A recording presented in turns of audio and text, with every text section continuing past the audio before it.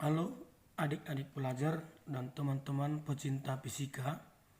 Kali ini saya akan menjawab soal yang berhubungan dengan materi kelas 11 tentang subtopik momen gaya, yaitu pada bagian dinamika rotasi. Baik, sebelum kita ke soal, ada baiknya kita ulang sedikit konsep dasar tentang momen gaya. Apa yang dimaksud dengan momen gaya? Sederhananya, momen gaya itu adalah suatu besaran yang dapat mengakibatkan suatu benda berotasi.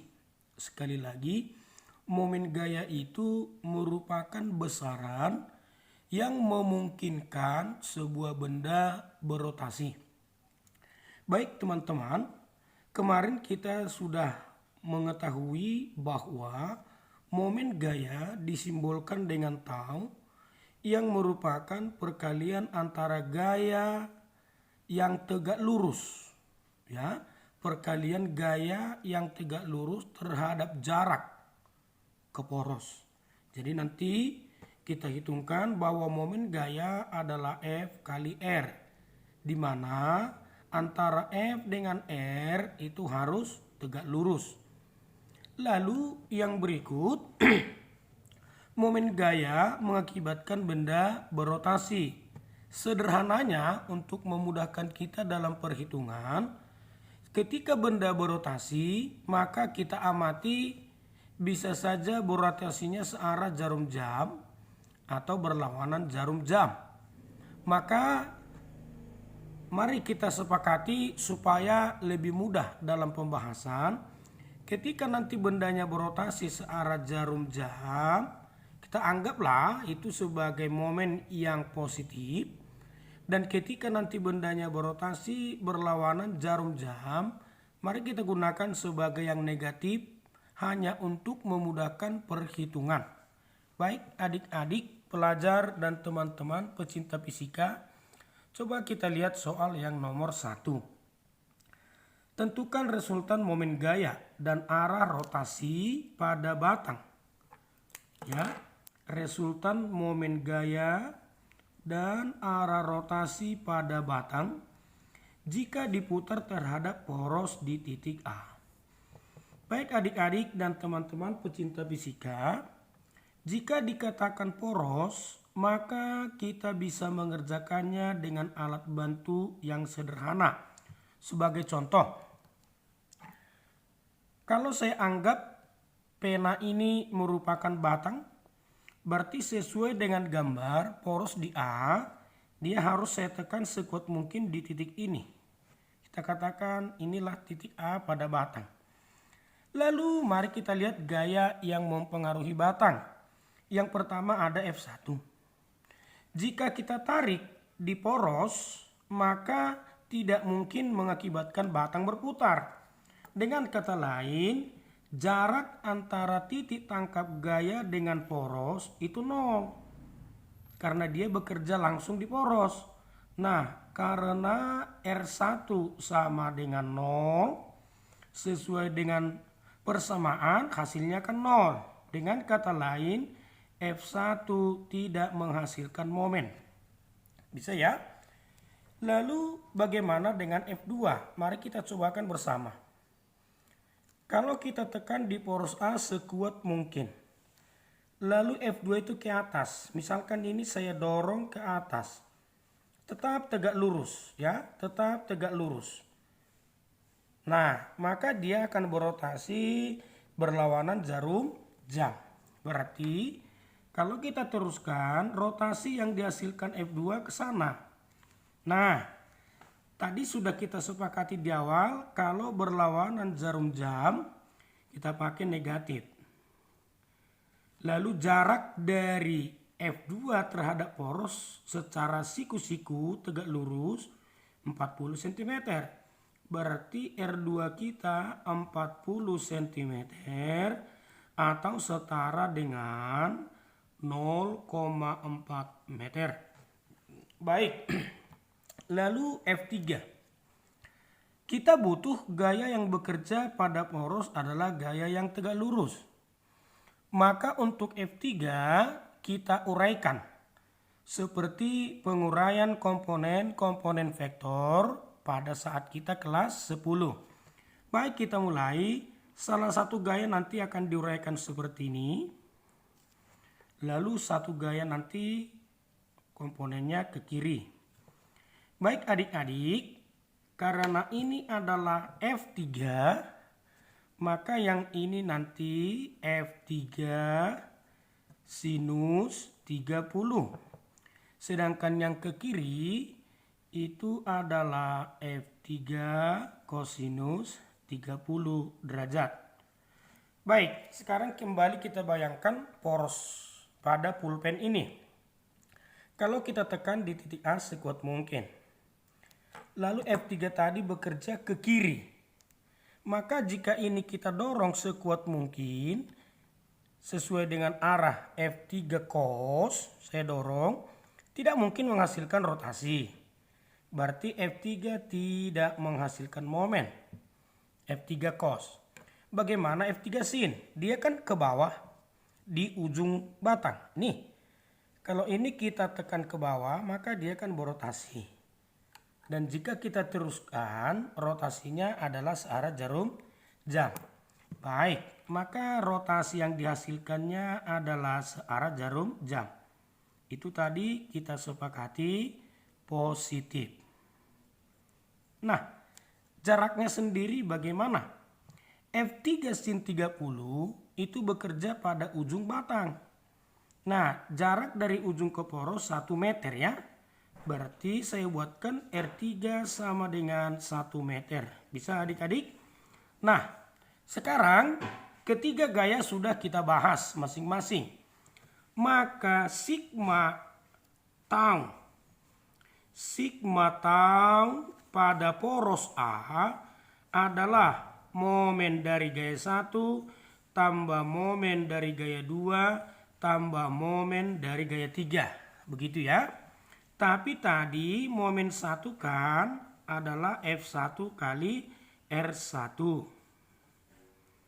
Lalu momen kedua itu adalah F2 kali R2 tambah F3 sin 30 derajat. Karena yang bekerja adalah F3 sin kali R3.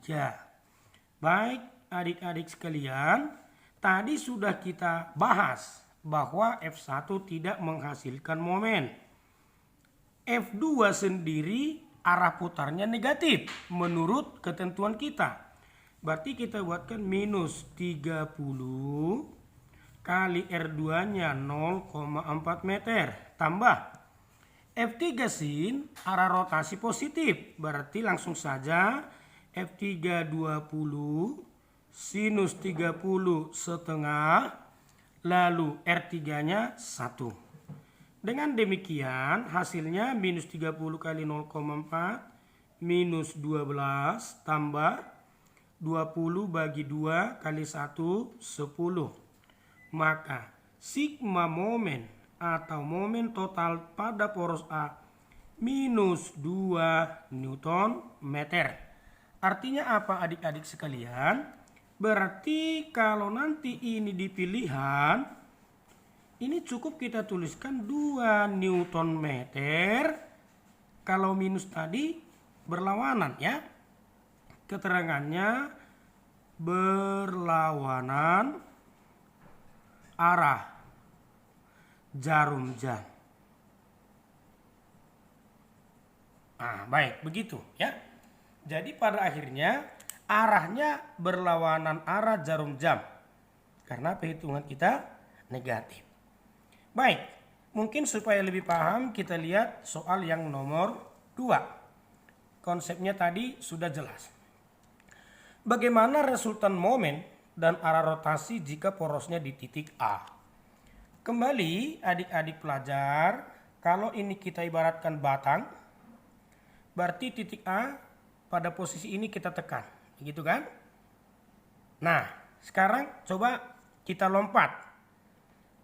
F2 30 Newton. Dia ke kiri. Kalau ini kita dorong sekuat mungkin ke kiri, maka batang tidak akan berotasi karena dia tepat mendorong poros, ya. Langsung saja F2 tidak menghasilkan momen. Lalu bagaimana F1 dan F3? Mari kita uraikan sebentar. Untuk F1, salah satu penguraiannya nanti ke kiri, lalu salah satu nanti ke bawah. Mungkin sudah bisa kita lebih cepat. Maka ini adalah F1 cos 60 derajat. Lalu yang ke kiri adalah F1 sin 60 derajat. Baik adik-adik, tadi kan syarat di awal gaya harus tegak lurus dengan poros. Poros di titik A. Yang tegak lurus terhadap poros adalah F1 cos. Otomatis F1 sin tidak menghasilkan momen.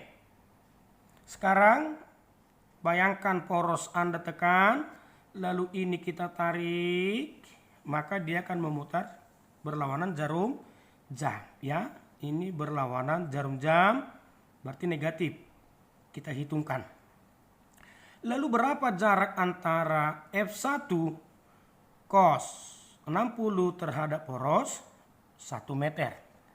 R1 sama dengan 1 meter. Bisa ya? Sekarang bagaimana dengan F3? Kita uraikan, salah satu nanti ke kiri, satu lagi iya ke atas. Siku-siku. Ini sudut, berarti F3 mengapit, berarti yang ke kiri nanti adik-adik F3, jelas ya, F3 cos 30 derajat. Sedangkan yang ke atas F3 sin 30 derajat. Lebih cepat. Yang tegak lurus adalah F3 sin. Benar. Berarti yang cos tidak bekerja. Bayangkan lagi, tekan poros. Jika F3 sin kita tarik, arah rotasi searah jarum jam.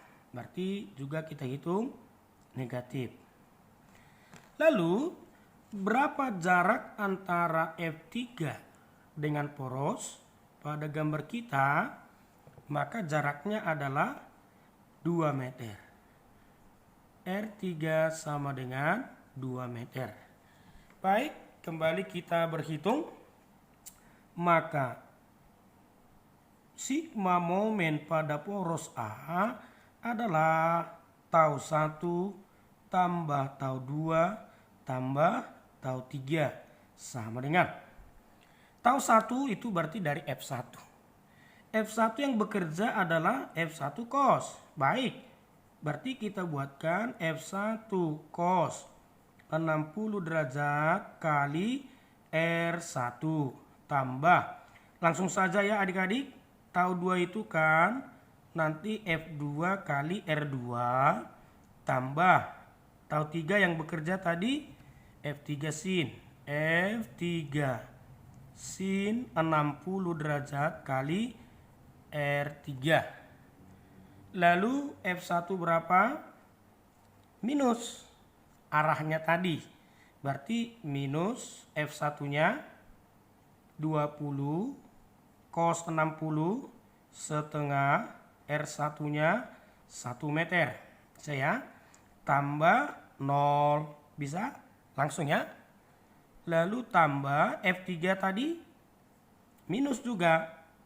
Karena arah berlawanan jarum jam. F3-nya minus 10. Oops, sorry, ini sinus 30 ya. Sinus 30. Berarti setengah. Lalu kali R3 dari sini R3 sin 2. Baik, maka hasil adalah minus 10 ditambah minus 10 ya. Ditambah minus 10. Ini menjadi minus 10 kurang 10 berarti sigma tau pada poros A minus 20 Newton meter. Dengan kata lain, momen gaya pada titik A berapa? 20 Newton meter. Lalu minus menunjukkan bahwa arah rotasinya ia berlawanan arah jarum jam. Oke, baik. Dengan demikian, untuk batang kita hari ini, yang nomor 2, arah rotasi batang akan berlawanan jarum jam. Yang nomor 1 juga demikian. Adik-adik pelajar, khususnya ini topik kelas 11 SMA. Saya pikir itu dulu yang bisa kita bahas pagi ini. Jika ada nanti yang ingin Anda tanyakan atau diperdalam, silahkan di komen. Semoga video ini bisa membantu adik-adik sekalian. Terima kasih, salam sehat, tetap semangat.